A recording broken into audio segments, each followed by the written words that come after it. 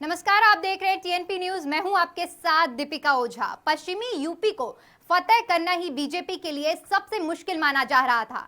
इसकी मुख्य वजह थी किसान आंदोलन का केंद्र यही था।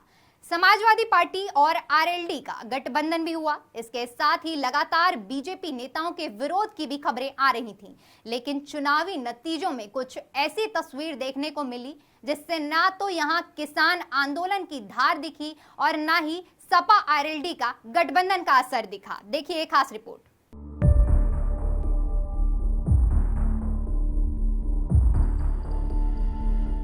यूपी चुनाव में बीजेपी के विरोधियों ने तमाम नैरेटिव सेट किए थे। कहा गया था कि पश्चिम में बीजेपी से किसान और जाट नाराज हैं। पश्चिमी यूपी को फतेह करना ही बीजेपी के लिए सबसे मुश्किल माना जा रहा था। इसकी वजह किसान आंदोलन का केंद्र और समाजवादी आरएलडी का एक होना था।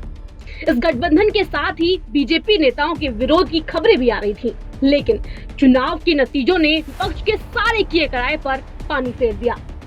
पश्चिमी यूपी की 136 में से 93 सीटों पर बीजेपी ने जीत दर्ज की। पश्चिमी यूपी में बीजेपी की प्रचंड जीत के हीरो फायर ब्रांड नेता योगी आदित्यनाथ ही रहे।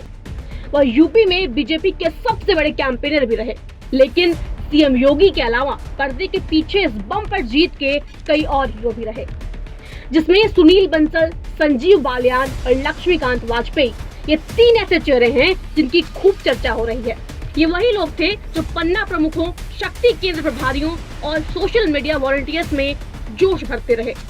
इसके साथ ही कई और भी बड़े चेहरे हैं जिन्हें बीजेपी की प्रचंड जीत का श्रेय दिया जा रहा है। ये तीनों वही नेता हैं जिन्होंने बीजेपी के लिए बम्पर प्रचार किया और जनता का भरोसा जीता।